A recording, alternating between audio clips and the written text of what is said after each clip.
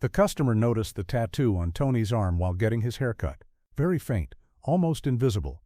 But that tattoo was the mark carried by those who worked in the CIA's most secret operations, and the customer knew enough to recognize it.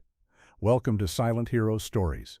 Before we continue with this surprising story, tell me in the comments what city you're watching from today, and if you believe the stories of silent heroes need to be heard, hit that subscribe button. These stories must not be forgotten. Tony Marcelli's barbershop was on 86th Street in the heart of Brooklyn. Same location for 25 years, same old style. Spinning chair, antique mirrors, old New York photos on the walls. He opened every morning at 8 a.m. The Tony's barbershop sign was faded, paint chipped, but the neighborhood loved it. Real Italian barber, real Italian man.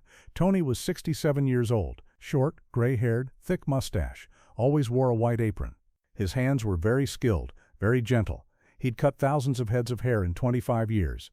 His customers were always the same. Saul the plumber, Frank the mechanic, little Joey from the deli. Neighborhood people. Tony knew them all, cared about their families. "Hey Tony, how's the family?" "Good, good. Your boy still in college?" "Yeah, studying engineering. Smart kid, like his papa." Ordinary conversations, from neighborhood gossip to weather. Tony would listen quietly, occasionally comment. The shop was simply furnished. Old-style barber chair, mirrors, classic barber tools. A small radio in the corner playing Italian music. Photos of the neighborhood on the walls, pictures of customers' children. Tony had never married. No time for business, he'd say. Evenings, he'd close the shop and go up to the small apartment above. He lived alone. The neighborhood loved him. He'd cut children's hair for free, give discounts to the elderly, help families in tough times. Everyone's friend, everyone's Uncle Tony. But there were strange things about Tony. He watched too much television news, especially international news, and he knew too many languages. Customers hadn't noticed, but Tony could speak Russian, German, French, Spanish. Strangest of all, Tony never got sick.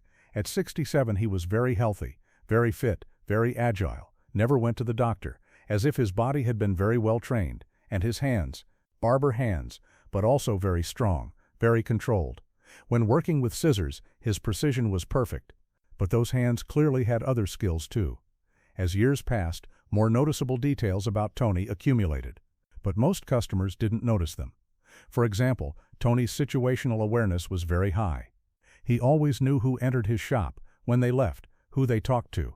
No detail escaped him, and Tony's memory was incredible. He remembered customers' families, jobs, problems. But not just them. He knew everything happening in the neighborhood. "Hey Tony, remember when Mr. Kozlov moved in 3 years ago?" "Yeah, apartment 4B, from Brighton Beach, used to work construction." Very detailed information. How would a normal barber remember so many details? Strangest of all, Tony sometimes acted differently with strangers. He'd watch customers from outside the neighborhood very carefully. He'd ask questions, but very subtly, unnoticeably. "First time in the neighborhood? Where you from originally? What brings you here?" It seemed like casual conversation, but Tony was gathering intelligence. One day, young police officer Mike O'Connor came to Tony. He was newly assigned. The neighborhood didn't know him. "Just moved to the precinct," he'd said. "Heard you give good cuts." Tony had been very careful while cutting his hair. "Police work dangerous," he'd said. "Yeah, but someone's got to do it." "You married?" "Yeah, wife's pregnant." "First kid?" "Yeah." Tony had smiled. Good man. Family important. But Mike had noticed Tony watching him very carefully in the mirror, as if he was assessing him. Another day, an elderly Russian customer came in. He spoke accented English. Tony had said something to him in Russian. The man was surprised. "You speak Russian?" "Little bit. My neighborhood, many Russians." But Tony's Russian was perfect. Not just a few words, he spoke fluently. And Tony's reading habits were also interesting. He always had newspapers in the shop, but not just the New York Post, Wall Street Journal, Financial Times, even foreign newspapers. Why would a barber follow so much news? The most surprising incident happened when Mike's partner, Detective Sarah Cohen, came in. She was an experienced cop, very observant. Tony was quieter than usual while cutting her hair. Sarah was aware of this. "Long time in the business?" Sarah had asked. 25 years here. Before that? Tony had hesitated. Here and there? Different jobs? What kind of jobs? Security work. Private companies. Sarah found this answer superficial. There were deeper things in Tony's past. Sarah Cohen was a 15-year police veteran. She knew how to read people, and Tony Marcelli wasn't a normal barber. A few weeks later, Sarah came back. This time, she observed more carefully. Tony's movements were very controlled. He did everything calculatedly. When a customer entered, he'd first check the surroundings, then assess the person. This wasn't normal Barber behavior, and Tony's body language was very different. Proper posture, controlled movements, never made unnecessary motions. As if he'd had military training. "Tony, you served in the military?" Sarah had asked. "No military, always civilian work, but you seem very disciplined." Tony had laughed. "Italian papa. Very strict family." But Sarah didn't believe this explanation. That evening, Sarah decided to research Tony. She searched for Anthony Marcelli in NYPD databases. The results were very surprising. Tony's history went back 25 years. Before that, no records existed. As if he'd been born into the world at age 42. Credit history, tax records, Social Security, everything started 25 years ago. No trace before that. Sarah researched more deeply. She found Tony's citizenship records. He'd become a citizen in 19, but where from was unclear. The most interesting detail was Tony's references. The references he'd given to rent the shop were very strong. Big companies, well-known names, but the companies giving these references were private security firms. Sarah talked to her partner Mike. "Mike, notice anything strange about Tony?" "Which Tony?" "The barber, Tony Marcelli." Mike thought, "Actually, yeah. Guy seems to know everything about everyone, and he's very aware, like cop aware." "What do you mean?" "When I'm in there, he's watching everyone, checking faces, listening to conversations, like he's on duty." Sarah's suspicions were growing. A few days later, Sarah called her old friend at the FBI, Agent Lisa Park. "Lisa, I need a favor. Unofficial. What's up? I need background check on someone. Anthony Marcelli, Brooklyn barber." "Why? Something doesn't add up. This guy's too clean, too aware, and his background only goes back 25 years. Lisa agreed to investigate. FBI databases were more comprehensive. 2 days later, Lisa called back. Her voice was different. "Sarah, where did you find this guy?" "Why? What did you find?" "I can't discuss details, but Anthony Marcelli is flagged in our system." "Flagged how?" "Protected identity. Federal level." Sarah froze. "What does that mean?" "It means whoever he was before, government gave him new identity, and that usually means one thing." "What?" "He was valuable enough to protect." Wednesday afternoon, Tony was alone in his shop. Italian music played on the radio. The street was quiet. It had started like a normal day. At 3:30 p.m. the door opened. The man who entered wasn't from the neighborhood. 40s, well-dressed, expensive watch, Italian shoes. But something was missing. Tony immediately noticed. The man was too clean, too organized, and he was scanning the environment very carefully. "Professional. Good afternoon," the man said. "I'd like a haircut." "Of course, please sit." Tony seated the man, but alarm bells were ringing inside him. This man wasn't an ordinary customer. "First time in neighborhood?" Tony asked while tying the apron. "Yes. Business meeting nearby." "What kind of business?" "Consulting." Vague answer. Tony continued. "Where you from?" "DC area." Tony began working, but was being very careful. He studied the man's face in the mirror. He didn't look familiar, but something was there. The man was also watching Tony. "Nice place. How long you been here?" 25 years. "Before that?" "Different work." The man smiled. "Private sector?" Tony's hand stopped for a second. This man knew too much. "Yes. Security work." "Interesting. What kind of security?" Tony was now certain. This man was a federal agent, and he hadn't come here by chance. "Different companies. Nothing special." The man continued. "I hear you're very good with languages. Little bit Italian. Neighborhood thing." "Only Italian?" Tony didn't answer. He continued cutting hair. When the man moved his arm, it caught Tony's attention. While looking at the man's wrist, he noticed his own old tattoo. Very faint, almost invisible, a small symbol, the mark carried by those who worked in the CIA's most secret operations. And at that moment, the man's eyes shifted to Tony's arm. Both froze. The man had seen Tony's tattoo. Tony had also realized who the man was. "Agent Thompson, CIA," the man said quietly.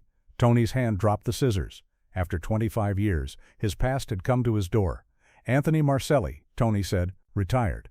"We know who you are, Mr. Volkov." Tony's real name, Vladimir Volkov, former KGB agent, double agent who defected to CIA, one of the most secret operations. "That name doesn't exist anymore." Tony said, "No, but the man behind it does." Thompson leaned back in the chair. "We need to talk." Tony locked the shop door and drew the curtains. For the first time in 25 years, Tony Marcelli disappeared, and Vladimir Volkov emerged. "Coffee?" Tony asked, but now his accent was different. Russian accent. "Please." Tony brought 2 cups from the small kitchen. He sat down. "How did you find me?" he asked. "We never lost you, Volkov. We just watched from distance. 25 years. 25 years. You did good job. No one suspected." Tony smiled bitterly. "Perfect life. Perfect cover." Thompson pulled out a file. Vladimir Volkov, born Stalingrad, 1956, KGB Academy graduate, 1978, deep cover specialist, turned CIA asset, 1993. Old story, not finished yet. Operation Blackbird, 1995-1998. You fed us everything. Soviet submarine locations, nuclear codes, agent networks. Tony remembered. The most dangerous years. He'd lived with death every day, and when it ended, we gave you new life. Tony Marcelli, Brooklyn Barber. Good life, Tony said. Peaceful life, but not finished. Tony's blood ran cold. What do you mean? Thompson leaned forward. 3 weeks ago, Russian sleeper cell activated in New York. They're looking for someone. Who? You. Tony closed his eyes. How do they know? We don't know, but they found your old handler. Moscow eliminated him last week. Pavel, dead. Before he died, he gave them clue. New York, Italian community. Tony stood up. They know I'm here. Not exactly, but they're searching. And if they find Tony Marcelli, they'll find Vladimir Volkov. Thompson nodded. We need to move you. Where? Safe house. New identity. Different city. Tony looked around his shop, his 25-year life, his customers. Sal, Frank, little Joey. What about my life here? You'll disappear. Tony Marcelli will have family emergency. Leave for Italy. Never come back. And Brooklyn will remember nice Italian barber. Nothing more. Tony remained silent for a long time. Then he spoke. No. Thompson was surprised. What? I said no. I'm staying. Volkov. They will kill you. My name is Tony, and this is my home. You don't understand. These are professionals. Spetsnaz trained. Tony smiled. For the first time in 25 years, a real smile. Agent Thompson, I was Spetsnaz before I was KGB, and I was CIA before I was Tony. I'm not afraid. But your cover, my cover is my life. These people trust me. I won't abandon them. Thompson tried to understand. You want to fight? I want to protect. My neighborhood, my friends, my life. Alone? Tony looked at him. The old coldness was in his eyes. I have been alone before. After Thompson left, Tony went down to the basement below the shop. He hadn't been down there in 25 years. He opened the hidden compartment behind the wall. What came out wasn't Tony Marcelli's tools, but Vladimir Volkov's. Various passports, American, Italian, Russian, all different names but the same face. Money, in various currencies, total $500,000. Weapons, Makarov pistol, Kalashnikov rifle, various knives.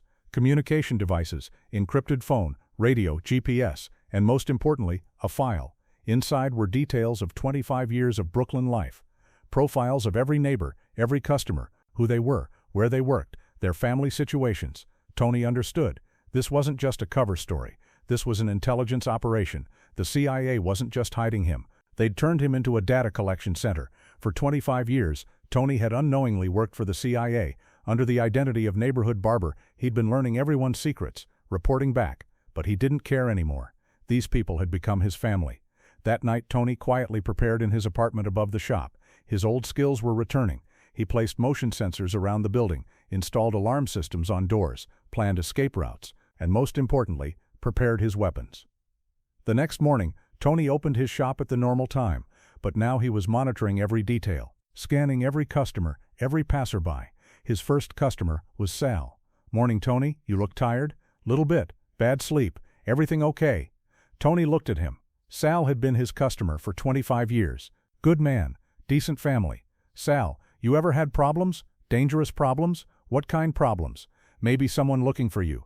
Bad people. Sal was worried. Tony, you in trouble? Maybe. If something happens, you stay away from here, okay? What's gonna happen? Nothing. Just be careful. In the afternoon, Mike O'Connor came in. Hey, Tony, Sarah wanted me to ask. You doing okay? Why she ask? She thinks you might need help. Tony understood. Sarah was suspicious. Mike, you good cop? I try to be. If bad people come here, you protect neighborhood? Of course. Tony, what's going on? Nothing yet, but maybe something soon. That evening, as Tony was closing the shop, he saw two men across the street. Russians. They looked professional. After 25 years, his past had finally come to his door. Thursday night, Tony waited in his apartment above the shop. Weapons ready, plans clear. He knew they were coming. At 2:30 a.m. the alarm went off. Motion sensor had detected movement. Tony peeked through the curtain. 3 men waiting at the end of the street. 4th in the back alley. Professional setup. He picked up his phone, called 911. NYPD emergency. Brooklyn 86th Street. Armed intruders. Officer Mike O'Connor knows me. Tell him Tony needs help. Sir, your name? Tony Marcelli. He hung up. Now it was time to wait. At 2:45 a.m. they moved. 1 to the front door, 2 to the back door, 1 for street security. Tony was ready. The first man tried to open the front door. Tony was waiting for him. As soon as the door opened, he pressed his Makarov to the man's head. Privyet, tovarish. Hello, comrade. The man froze. Volkov. Da, I am Volkov, and you are dead. He killed the man with 1 shot. Silenced weapon. The 2 men at the back door didn't hear the sound. Tony was waiting for them too. He killed the second man silently with a knife. When the third man saw his friend, he tried to raise an alarm. Tony shouted at him in Russian. Stoy, nie dvigайся. Stop, don't move. The man reached for his weapon. Tony shot him too. The fourth man on the street heard police sirens and tried to flee, but Tony jumped from the roof, chased after him. After 25 years, Vladimir Volkov had returned. He caught the man, threw him to the ground. Kto тебя послал? Who sent you? Nie skажу, won't tell. Skажешь, you will. Tony's interrogation techniques hadn't gotten rusty. In 5 minutes the man told him everything. Directive from Moscow. Find and kill Tony. But first learn what information he'd given to the CIA. Police sirens were approaching. Tony released the man. Mike O'Connor and Sarah Cohen arrived. 3 bodies, blood, weapons. Jesus Christ, Tony, what happened? Tony looked at them. There was nothing left to hide. My name is not Tony Marcelli, he said. My name is Vladimir Volkov. I am former KGB agent, CIA asset, and for 25 years, Brooklyn Barber. Sarah couldn't believe it. You're Russian spy? Former spy, now American citizen, and Brooklyn resident. Why didn't you tell us? Because Tony Marcelli is real person. Vladimir Volkov is past. Mike was confused. But you killed 3 people, 3 Russian assassins. They came to kill me, and maybe you too. Thompson arrived at that moment. FBI vehicles, federal agents. Volkov, you okay? Tony, my name is Tony. Thompson smiled. Tony, you sure you don't want relocation? Tony looked at his shop. Neighborhood residents had woken up. We're looking from windows. Sal, Frank, little Joey. No relocation. This is home. But your cover is blown. No, my cover is stronger now. Sarah approached. What do you mean? Tony smiled. Now I am Tony Marcelli, Brooklyn Barber, who protects his neighborhood. And sometimes, old skills come back. FBI files closed. Vladimir Volkov. Tony Marcelli officially died. But the next morning, Tony opened his shop. Same smile, same good morning, how's family? But now the neighborhood knew. Tony wasn't just a barber, he was also their protector, and no one bothered him anymore. Because now everyone knew, the most dangerous man living on 86th Street was actually the most loving man, and that was a very dangerous combination. Now do you know someone like this? Someone who appears ordinary, but has an extraordinary past? Write their names in the comments, share their stories. At Silent Heroes Stories, we won't forget these silent protectors. If this video touched you, subscribe and share. These stories must live on. See you in the next video. And remember, if your neighborhood barber knows too many languages, maybe he's a secret agent.